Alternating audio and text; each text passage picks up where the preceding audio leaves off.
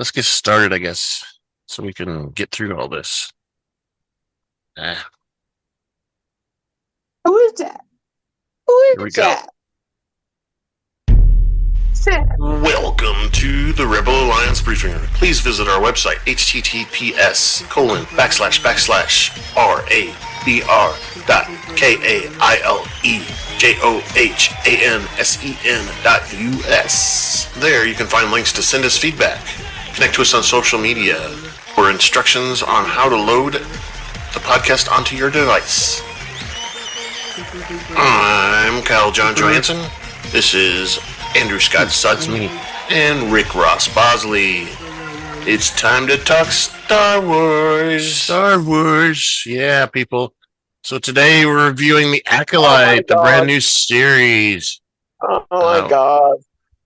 We've got episode... I just saw your parentheses, Kyle. What? Well, that's what they all say, isn't it? He, him. Yeah. What's wrong with that? Rick says Padawan. Well, you know, you can do whatever you want, right? Anyway, I don't know how to do that. So. Don't worry about it. Episode 1 was called Lost/Found. So there's a duality going on there. Somebody's lost, somebody's found. I don't know. We'll see. Yeah. Spoiler. So yeah, there was a lot of action in this one, and you know, they did a lot of hype before, you know, all the 2 or 3 different trailers and all kinds of stuff to get this thing going. And apparently, it's one of the highest rated shows for the first episode of the Star Wars series that they've had out so far. Sweet. It's pretty good. I was like, wow. Yeah, it's not bad. So I had ideas, and then I was going to text you, and then I watched episode 2. Yeah, that's almost better. Episode 2. All right, I'm going to rearrange here for unboxing. What is it? I'm so excited. You can't see. I just can't hide it.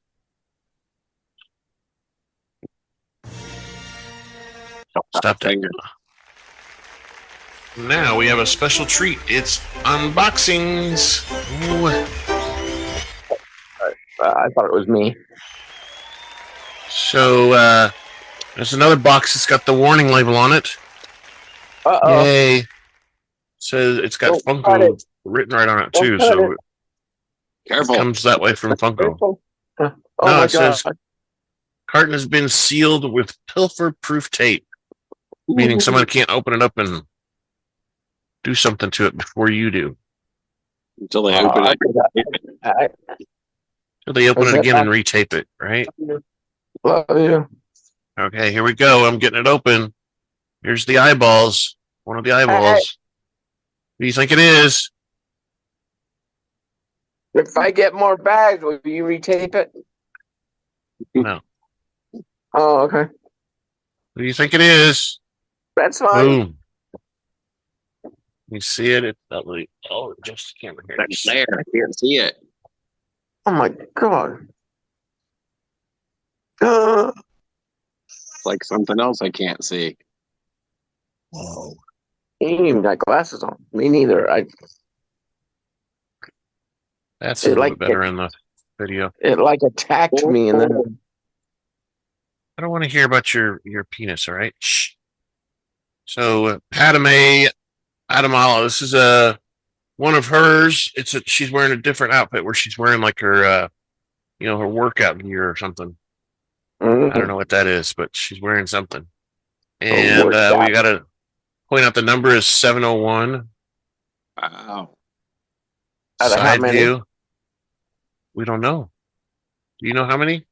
I don't know. I don't know. Here's the other side. Ooh. 701. It's got some gray and purple going on there. Yep. Here's the back. This one says Episode 1 Phantom Menace, so this is part of the Phantom Menace collection. Ah. So it's not a Clone Wars or something like that. This is one of the outfits she wore there, which I don't remember exactly when she wore this outfit, but look, and there's the top again. Whoa! Whoop-ew. She's falling. She's upside down. Oh, Huh? okay. Playing with no gravity in space. I don't know if anybody can see that, but that's the barcode to get to our website. You can scan that there, right there. Plenty of unboxings in our episodes there. Okay. I'm back Who is that? here. Shine on. No, I turned that part off. Oh, it's Oh. falling. No falling allowed. Okay. So today, again, we're reviewing the Star Wars Acolyte Season 1, Episode 1, Lost and Found. And we just did an unboxing of Padme Amandala. Yay, that was a good one. We've got a director for, I believe the entire series of the Acolyte is Leslye Headland. There's writers, Jason Micallef, I don't know, there's some weird names here. Micallef and Charmaine Degrate. And I think at least these two episodes, those were the writers. We have an editor of Miikka Leskinen, I think. And the music was scored by Michael Abels. That sounds right. Abels. Which we're used to hearing, Kevin Kenner and his clan do most of that. But this is a new guy they got. And it seems to me he repeats a lot of the standard stuff. He just kind of does it a little differently. It's got tones of the Williams music, big orchestra, but it's maybe a piano, electric piano kind of sound or something like that. I don't know. I thought the intro was pretty cool. It was a little dark. Yeah, a little dark. So let's go through the cast. We've got a somewhat larger cast than we're used to the last couple shows. So we've got May, which is our, main character, played by Amandala Stenberg. Master Soul, played by Jung-Jae, which we haven't really talked about, but he's I don't know if you ever saw that one show where that was on Netflix where they played this game for money and they had to do these certain things, and if they didn't do them right, they got killed. Oh yeah, the Korean movie. Yeah, that was an awesome movie, and there's supposed to be a season 2 and a season 3 coming out. Yeah. Anyway, he was the main character in that show too.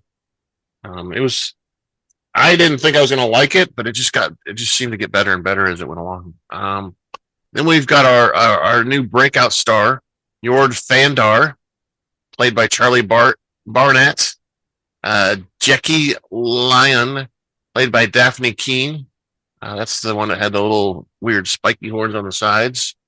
Mother Aniseya is played by Jodie Turner Smith. I think we see her briefly in the episode as mother of maybe May, I think.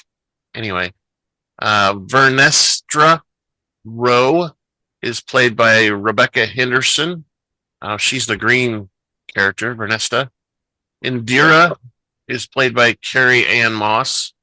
I don't think we ever hear Indira's last name because they just go by Master Indira or whatever. Fillik is played by Anthony Abram. I think Fillik is the little slimy guy that's in the apothecary shop. There's Tasi Lowa, played by Thara Shone. I'm not sure who Tasi is. I haven't placed it fully in the episode yet. There was a couple of younglings that were in that one of those first scenes with Master Soul. They were played by Daniel Zin-Yao Waterman. Got a American and Chinese names all mixed into there, or Korean, whatever it is. Sienna Khiroya and Jeremiah Evans. When we go to that I think it's the other planet, or not the other planet. There's a in prison when they're on the ship. There's a restrained convict, and his name is Dan Mylan. He might be the one that had the weird thing on his face.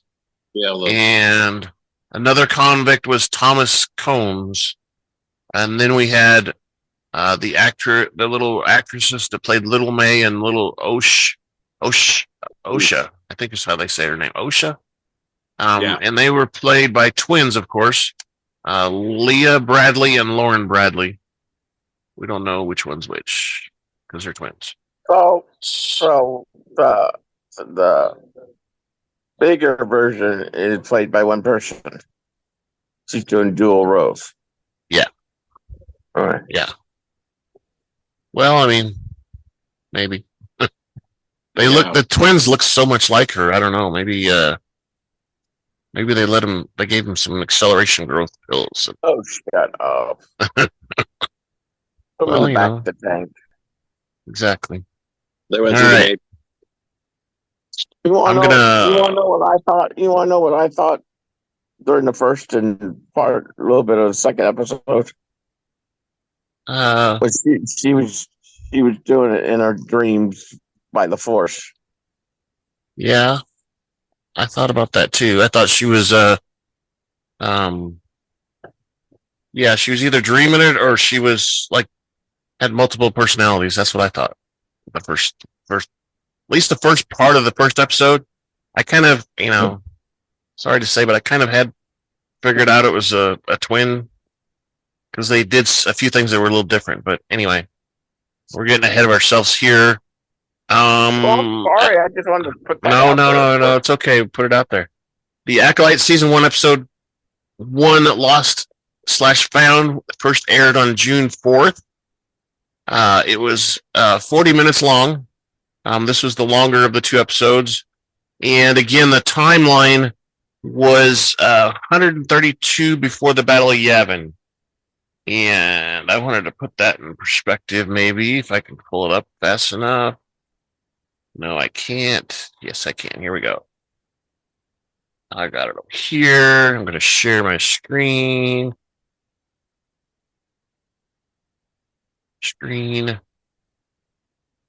Let's just do the application. Let's try that. Share with sound. Okay, so this is our website. You see it? I'm going to click on Star Wars Timeline. We're going to talk about this for a minute. Ooh. So, recently, in the last year or so, Disney has added some stuff to the timeline. They've added Dawn of the Jedi, the Old Republic. The High Republic was always there, but the Old Republic and the Dawn of Jedi are new. And then at the back end, they added the New Jedi Order, which is after the last Skywalker series. So I wanted to kind of place this so the Acolyte is way here in the High Republic, and we've got episode 1, 2, and 3, Clone Wars, all that stuff, way over here during Fall of the Jedi is what they're calling it. And then Age of the Rebellion and Reign of the Empires are first movies that came out: Star Wars, New Hope, Strikes Back, Return of the Jedi. Way up here is in the High Republic era, is where the Acolyte starts. And it says here 82. I need to fix that since we know that it's 132.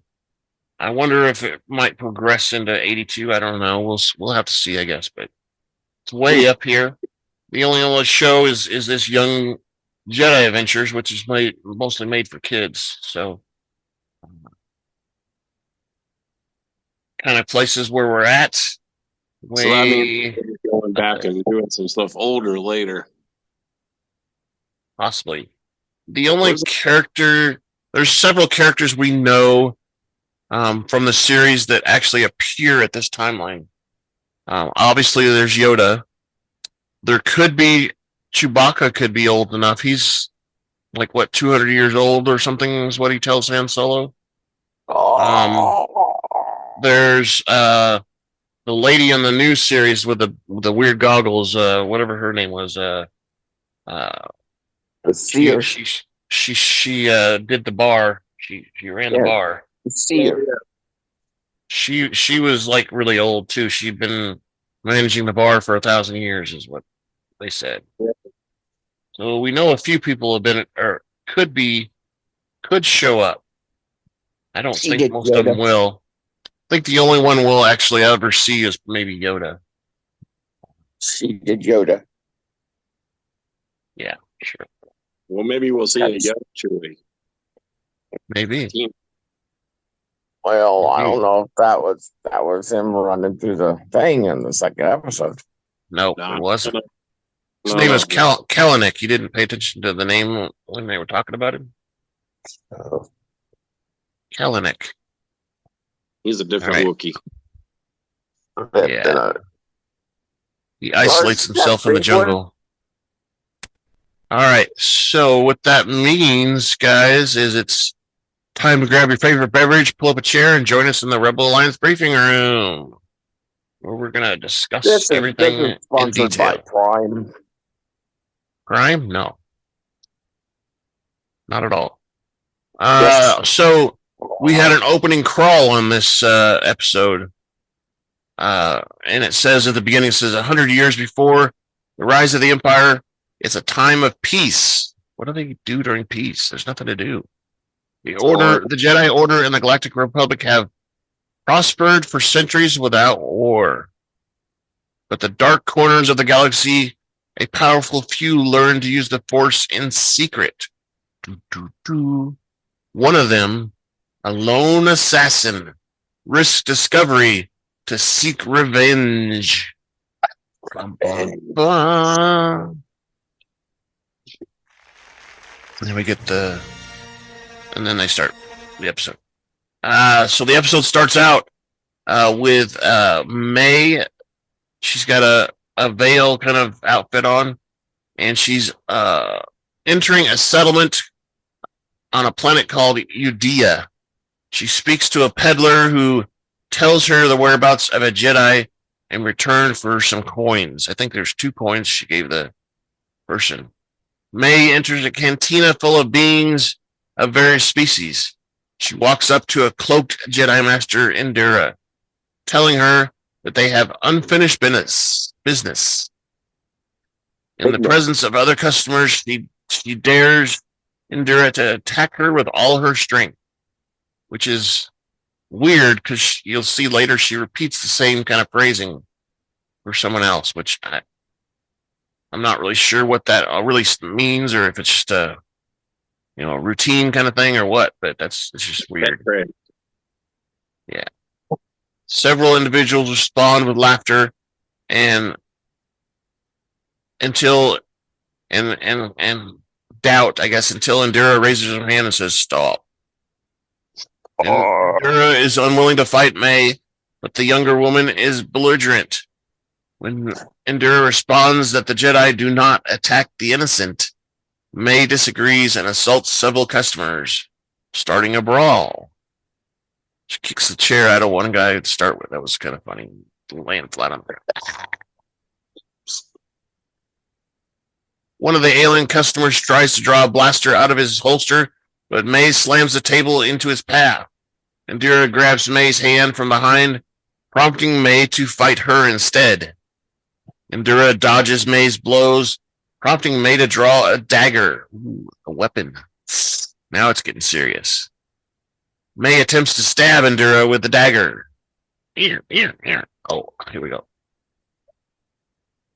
But the Jedi uses her height and combat skills to fend off May's attack. She just knows when to put her hand up and tell her to stop. I always think that's funny. Stop! Oh, okay, I'll stop. I'm sorry. A few Matrix nods to that too, though. Yeah, it was. Quite a few. Blah, blah, blah. May takes a female... May does a bunch of skills and stuff, and she, jumps up another level with, the Force and her climbing abilities, and she takes another female hostage that's running by. She throws her downstairs to distract Indira, but Indira uses the Force to stop the patron from hitting the ground. at least softly. She drops. She levitates her. That didn't hurt that much. Thank you. Oops. Indara calls on a comlink and says, "Hey, I have a force user here that's unsanctioned."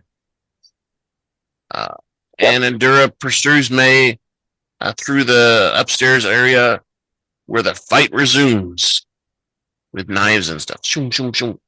They're throwing each other around with the force.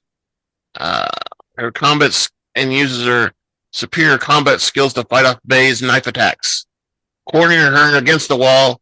And a third round, Indara grabs her knife and disarms her. Indara rips off May's mask and recognizes her as someone she knows. Oh, who is it? She says, "You. Why are you here?" She demands to know what May is doing and prompts May to say that she has come here to kill her. Oh no! Really? Why is she fighting her if she doesn't want to kill? I don't get it. May uses the force to hurl Indara against a wooden wall. She then hurls a pair of blades at Indara, who uses her lightsaber to cut and scatter them. May draws her final dagger, but Indara advances, warning her that this is a fight she cannot win. You cannot win against a Jedi. May counters that a Jedi does not pull out their weapon, being the lightsaber, unless she is going to kill someone. May secretly pulls out another dagger behind her back. Oh, where'd that come from? She distracts Indara by hurling a dagger at the alien barkeep, which is a dirty trick, and prompts Indara to use the force to stop the blade midair. But while she's distracted, May stabs her in the chest. May watches as the Jedi Master succumbs to the injuries and walks away. She basically falls to the ground and just lays down dead. So disappointing. So why did she disappear and her clothes just stay there? Because she's not fully dead yet. And you only do that because you're one with you know the secrets. Anyway, she approaches the alien barkeep and retrieves her dagger. She considers killing him, but changes her mind after seeing that his child whimpering and scared next to him. Poor little kid's crying and everything. Oh, don't hurt us. Don't kill my daddy. He's my only daddy I got.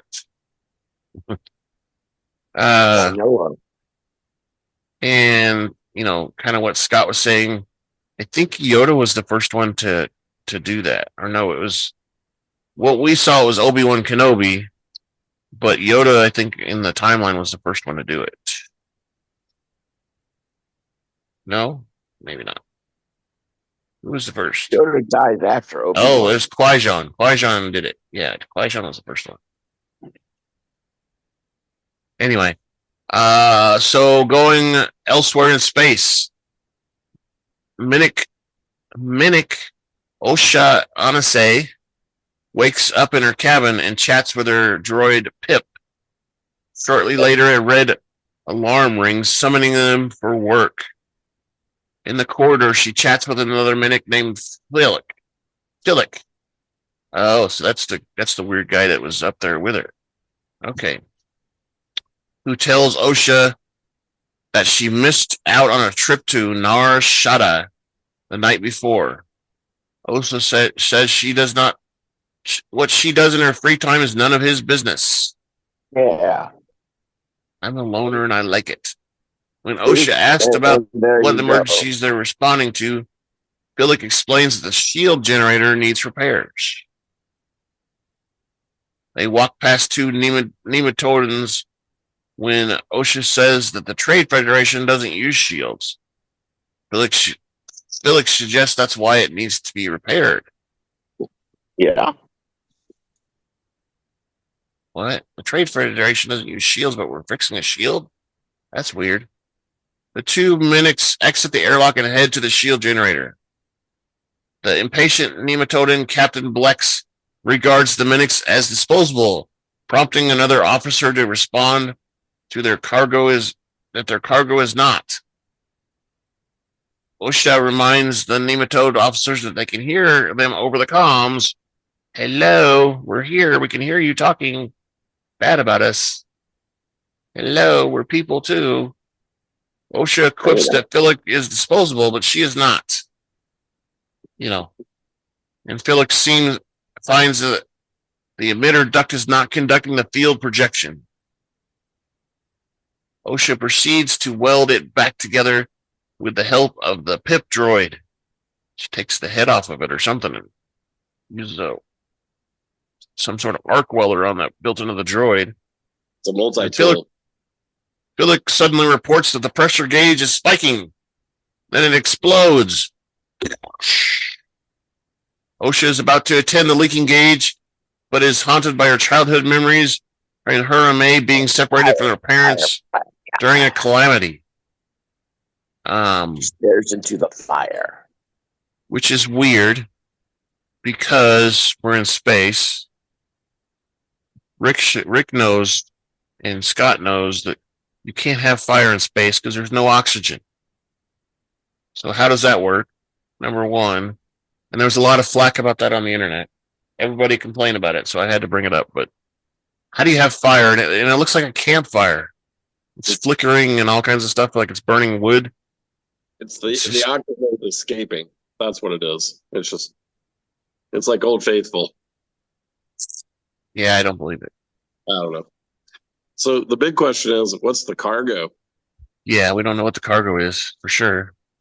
And I'm not sure if it really even matters right now because we're just doing backstory, right? True. So I don't know. Maybe it doesn't matter. Maybe it does. Fillik reminds her to stop daydreaming, and she returns to work. Osha extinguishes the fire just as a Jedi starship circles the Trade Federation starship. Fillik asks Osha what are those? Ask Osha if those are friends. Oh. She thinks that the Jedi are her friends. Huh. Then we switch around and see that Jedi Knight Yord Fandar and his Padawan Tashi Lowa. So that's where the Tashi Lowa comes in. The Padawan enters the bridge. Yeah. They tell the Nematodan captain that they are looking for a former Jedi named Osha Aniseya. What? That's our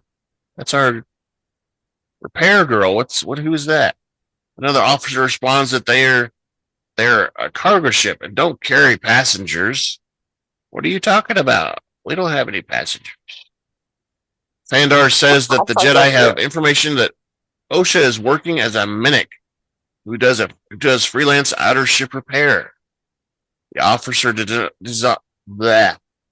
hiring Minics because it's against regulations, basically. They're only supposed to use droids, apparently. But Fandar raises his hand and gestures to the insolent that he is preparing to use a mind trick. And the female nematode officer responds that Osha is in bunk 23 on our sublevel of the ship. He says, I'm gonna read your mind. No, don't do that. I'll tell you right away. The two Jedi head downstairs to find Osha, and Osha recognizes Fandar. Because he's popular on the internet, that's why. And is pleased to learn that he has passed the Jedi trials to become a Jedi Knight. Ooh. Fandar remarks that Osha has chosen to settle in the Corpse sector, which is far from Coruscant, as far as you can get, apparently, is what he said. When he asks Osha about the purpose of the visit, he taps his lightsaber. Partly because she's reaching for something and he doesn't know what it is, and it's that droid she's got her stashed in her little side pocket there. After the Padawan Lowa enters the bunk, Fandar advises Osha to take a seat. Lowa asks Osha how long she's been a Minik. Osha says that since she left the Jedi Order 6 years ago, she's been a Minik, and Lowa types her answers into a data pad. Oh, this is official. Osha says that she left the Jedi Order, but found that her skills weren't transferable and took up this job because she needed a paycheck. You gotta pay for food, you know. Gotta give credit. And apparently droids and stuff. When Lowa asks Osha when she joined the Jedi Order, Osha says that she joined when she was 8 years old and says that Fandar knows this already. Lowa responds that there was a major concern about admitting her to the Jedi was her age, while Fandar adds that she had been mourning at the time of her recruitment. Which are both bad things, apparently. She's too old, and she's disgruntled because of a death or something. And Osha replies that the circumstances of her recruitment were unique, but that's the Jedi Council had made the decision to accept her. Fandar recalls that Osha had lost her entire family, including her mother, her sister, and the entire village in the fire before Master Soul had recruited her. Oh, so she knows Master Soul. Fandar says that attachments to loved ones are the most difficult to let go of. When Osha asks why they are here, Lowa responds that a Jedi was murdered on Udea last night.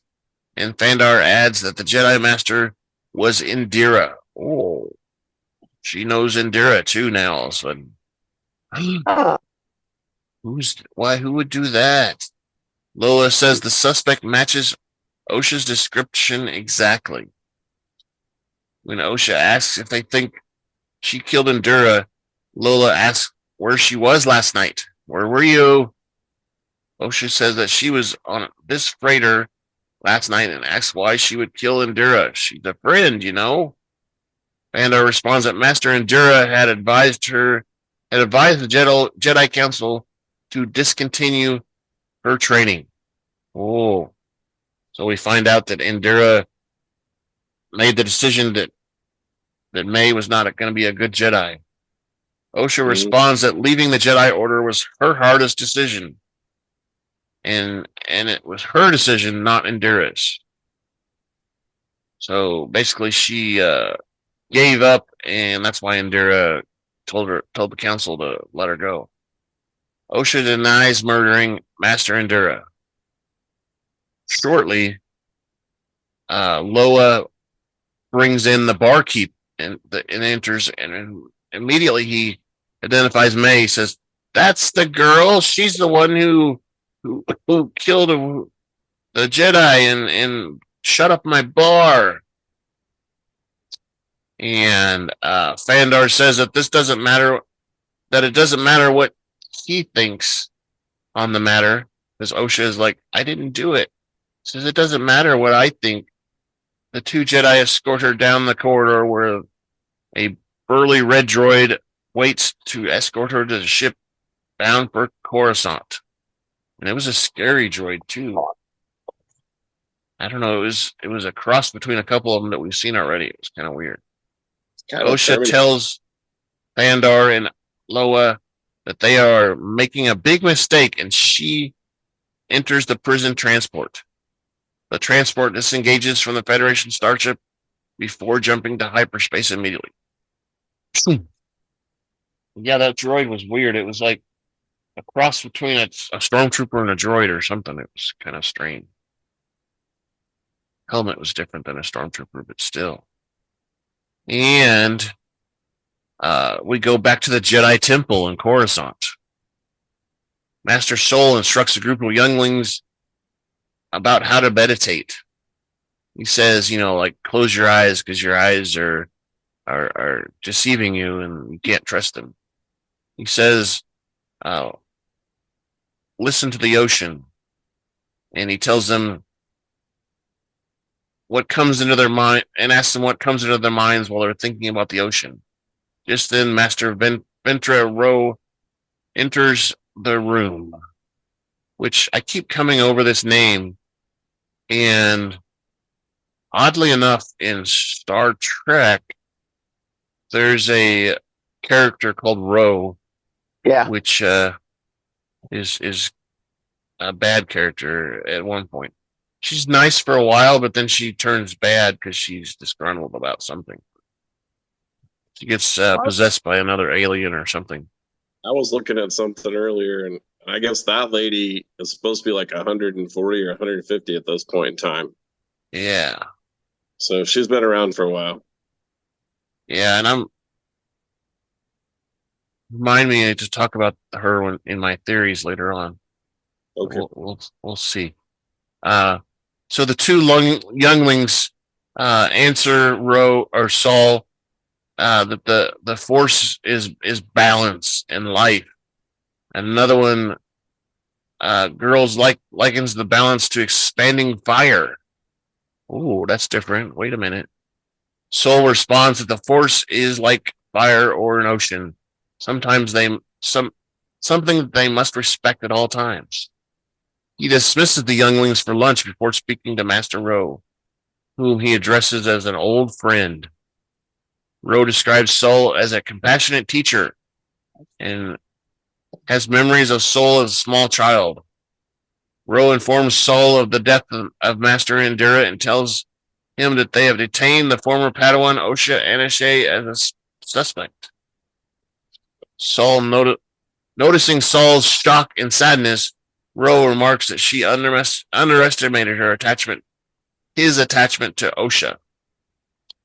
Saul recalls that Osha was a devoted Padawan and sees no reason for her to kill Master Indara.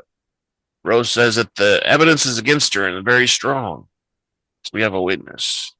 You destroyed my bar. It was her. I know it was her. Saul responds that he and Indara saved Osha from the terrible fire on Brindok. And that she saw them as their protectors, not her enemies. Saul believes that there must be some mistake, and Rwoh and Saul agree to keep the matter secret, since the political opponents could use it against them. The news were to become public knowledge, which is suspicious to start with, right? Mm-hmm. Why couldn't it be something you say to the public? I don't get it. What enemies? Right. Mm. What enemies? Rwoh asks Saul if he will support pursuing justice for the murder of Indara in this matter. And Saul agrees, but sighs in private. He's like, okay, but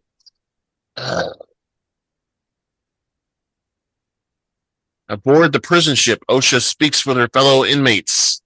One of her inmates has been restrained by a parasite known as Dybuke due to violent tendencies.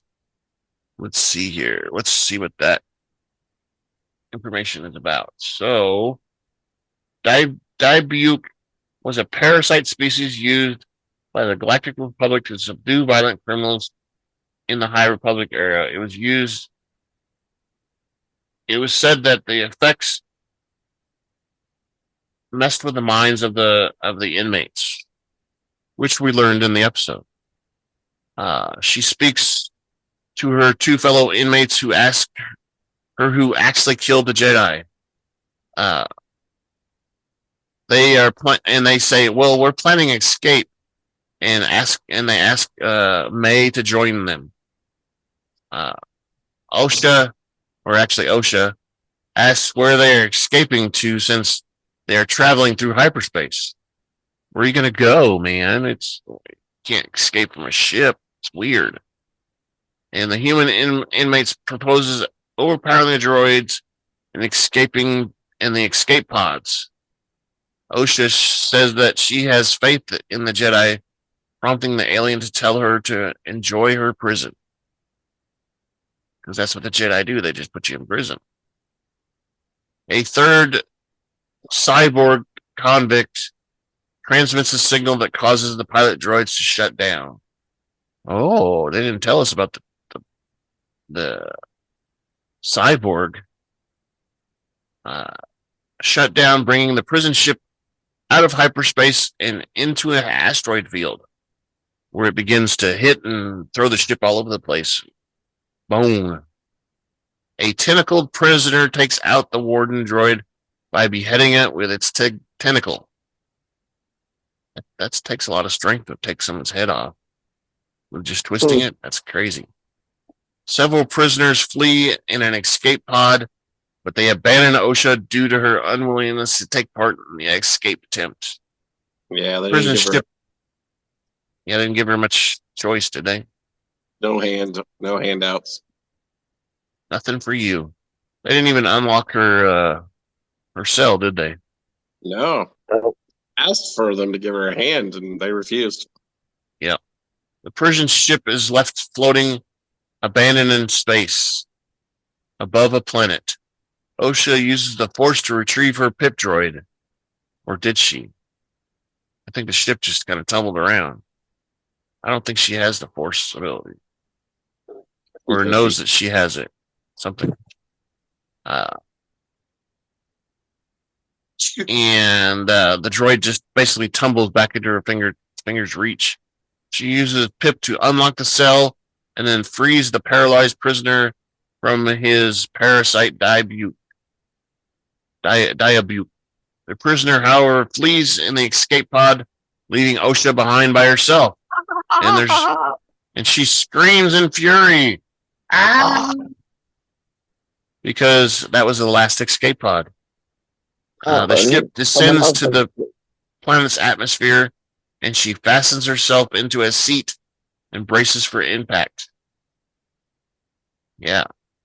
The ship crashes into a frozen world of Karlak. What? Scott? Oh, Burr. It's nice and cold, right? And the ship breaks apart a little bit, so she's getting the cold air and everything blowing right into the ship. But we switch to Coruscant, and Padawan Jecki Lion informs Master Soul that Master Rwoh is requesting presence at the detainment level.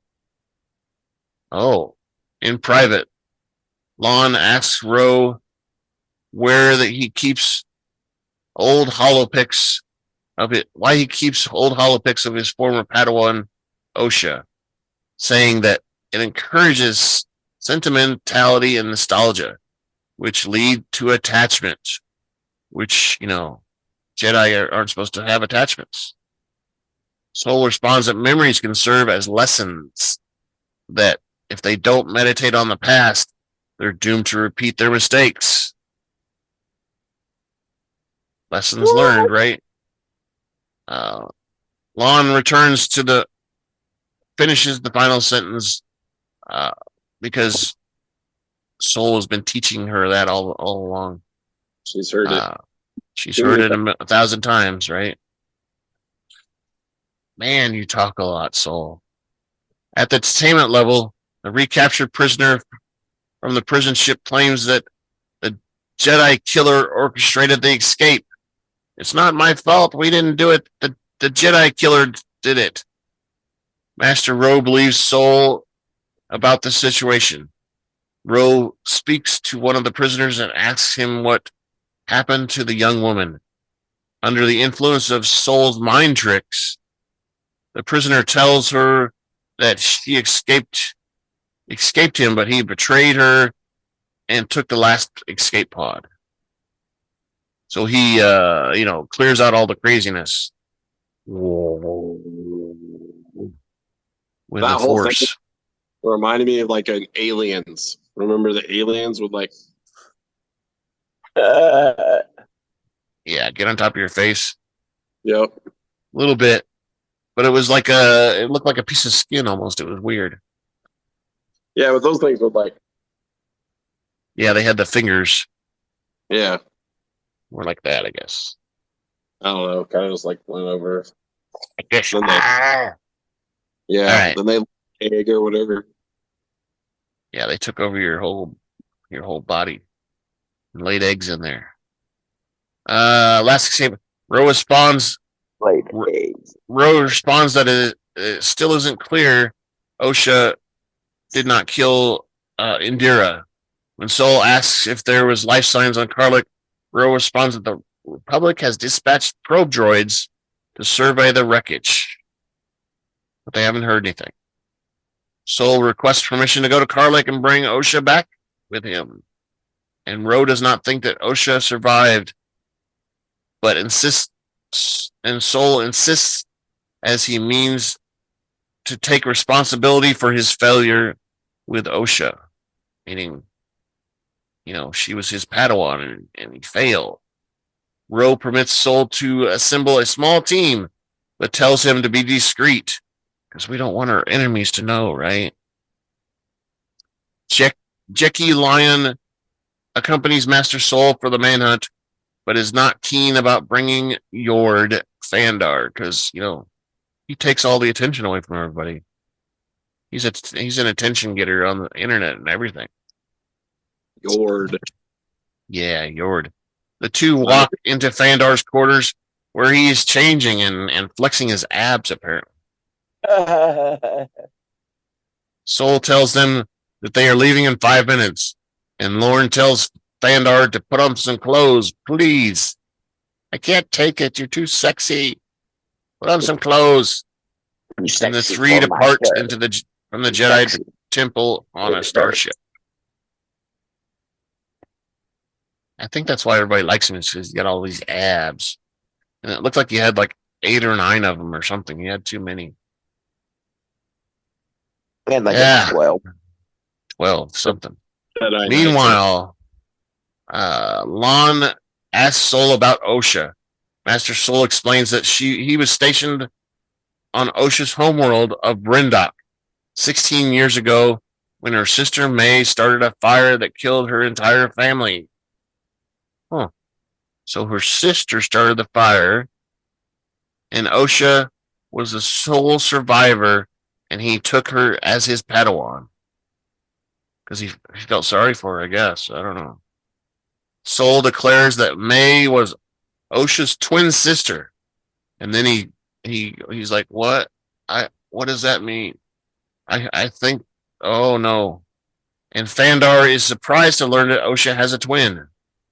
Lon notices that there's no mention of May in the Jedi files, as if May is the true killer. Huh? Sol believes that May is dead, having witnessed her supposed death. And he said supposed. So it's not confirmed yet. Supposed. With quotes. Where's that? Okay, quotes. Supposed death. The Jedi depart for Karlak in a smaller shuttle, which exits the larger Jedi starship. Osha sees the approaching Jedi ship and hides. Fandar and Lorne inspect the wreckage. She finds a cave to hide in. The former believes that nobody survived the landing of the Lorne, and Lorne disagrees. Sol thinks scavengers are at work and lead the group outside. Osha flees through a network of tunnels that lead to the edge of a cliff, which reminds me of the tunnel that Luke Skywalker was meditating on when he was projecting himself. He had a little platform, but it looks kind of like that same area.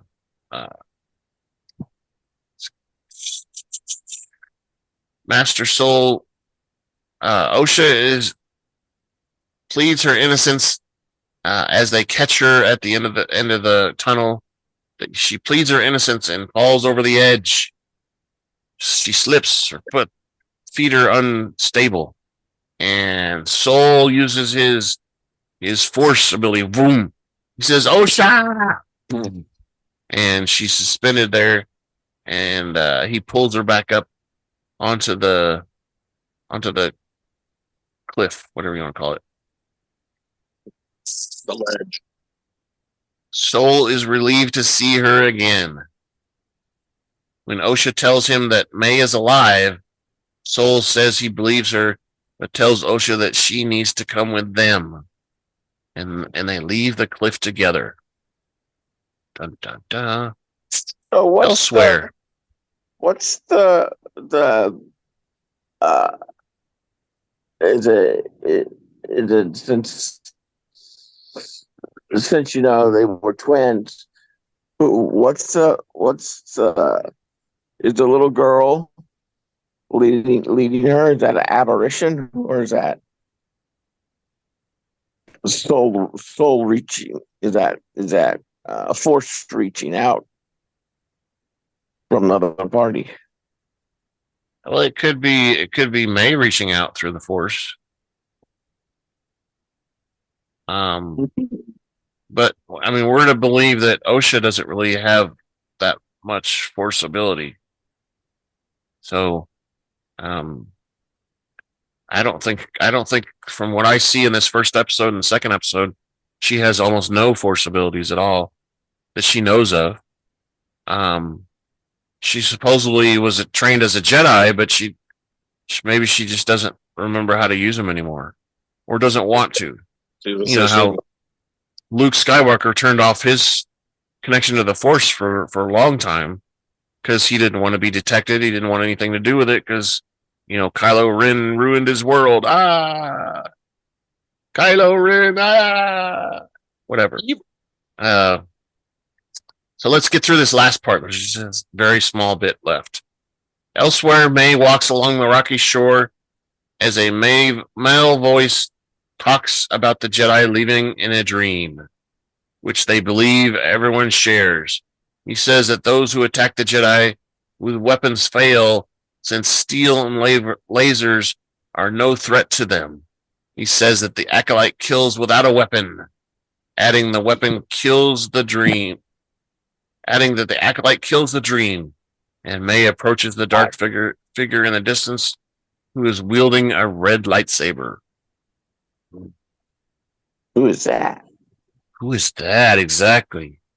We don't know. That's the whole thing, and that brings me back to my theories and stuff.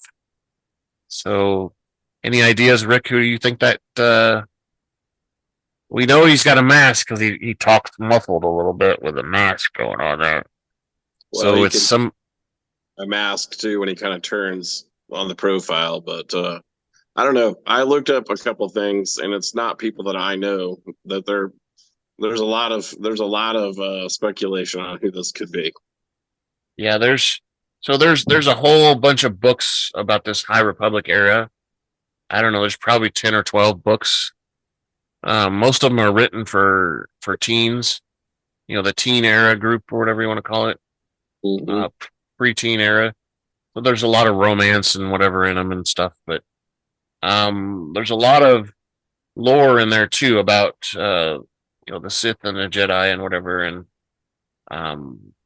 supposedly one of those guys is this Jedi master or Sith master, and I don't know. Does it sound like it's a male's voice, or is it? Can you tell? I mean, I think you're supposed to be led to believe that it's a guy, but I don't know. From the stuff that I saw, one of the connections was they think it's the guy who like trained Palpatine. Could be. But there's a couple other people that they think it possibly could be. So I don't know. I mean, the timeline. That guy have a mask? The time that guy had a mask. Kind of throwing stuff off, because you know you're talking roughly 130 years ahead. You know, 120 easily. Yeah. From what we know, you know, with Palpatine and whatnot. So. Yeah, and we see Palpatine as in Phantom Menace when he's fairly young. Yeah. You know, let's say 40s or something like that. Yeah. He might age to 60 or something by the time he gets killed or something. Supposedly killed. I have no idea who that is. I think that's going to be the huge question, is trying to figure out who this guy is and how that, or this individual is, and how they got to that position. Yeah, so there's a lot of rumors online. and they say that one of the people that they think is a good possibility is one of the characters in episode 2. But I have a theory that this Rwoh person might be might be the Sith Lord, the green Ventura Rwoh, which it's a weird out of the blue kind of theory, but I think they're trying to be it's obfuscation by What? hiding in public and you just don't know kind of thing. It's obvious once you find out, but once you find out, you don't know. You didn't even realize. That's kind of what I think they're trying to do, and I think that a character that we've seen, maybe in episode 2, is the Sith Lord.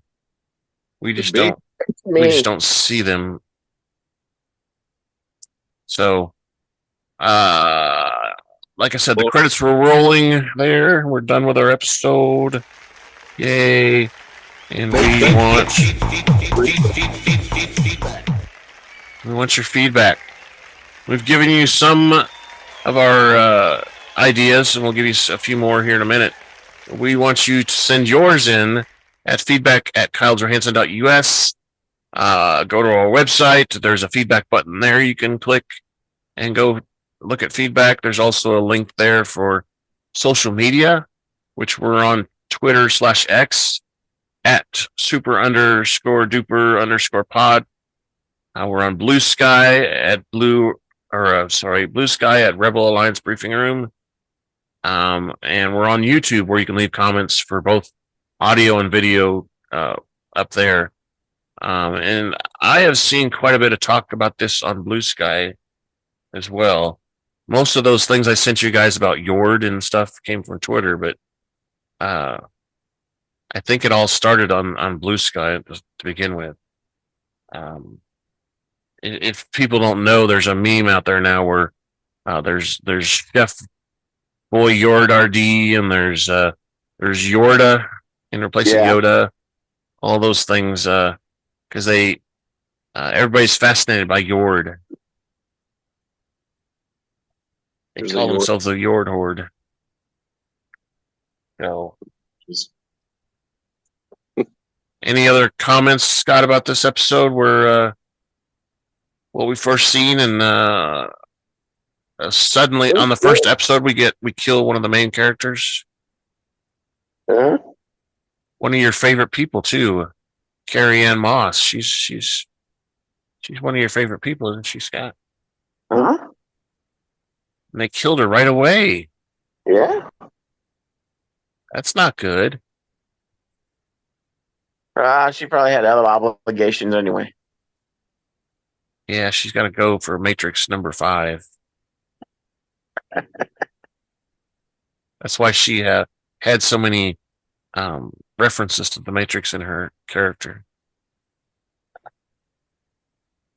Stuff like that. But she's looking kind of rough, though. And she's aged well, but she's looking a little rough. You know. It was a little disappointment. She was there and gone. I was hoping she'd for a couple episodes. It was like the very first scene, right? Yeah, she didn't make 10 minutes. It's crazy. But yeah. She probably made more money than all of us combined together in our lifetimes for that 10 minutes. Yeah, exactly. A totally not Star Wars thing, but I don't know. You guys have probably heard that Pat Sajak is quitting Wheel of Fortune, right? So this week is his last week. His last episode airs. I think it aired on Wednesday or Thursday. Friday. Yeah, Friday, whatever. And Amy was commenting to me about how why he left and why Vanna's still there and all that stuff. And I was like, well, I know Vanna's there because she's making like 10 or 15 million an episode. Mm-hmm. Or not I don't know. I don't know if that's true because they do a lot of episodes, but she's making like a ton of money off of every episode because she quit and then she came back and she says, "I'm not coming back unless you pay me," and she's making a ton of money, and I wouldn't quit if I was making that much money.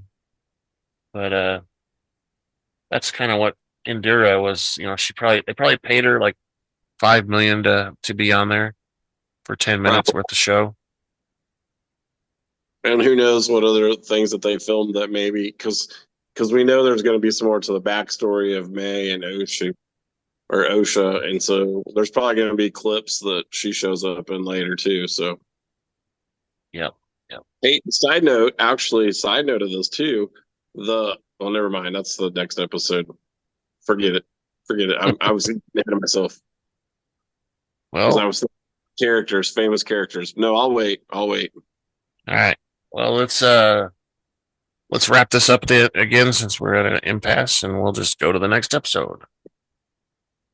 Thank you for listening to the Rebel Alliance Briefing Room podcast.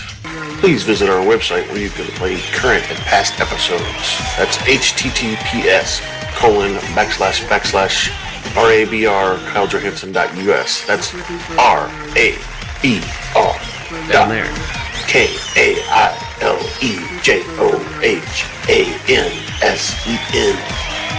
KAILEJOHANSEN.US. On the left-hand side is a navigation menu. You can use this to learn how to load the Rebel Alliance Briefing Room podcast on your Android or Apple phone and tablet.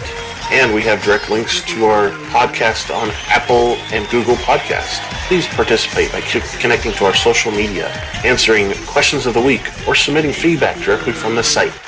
Again, all of these are available at the Rebel Alliance Briefing Room website at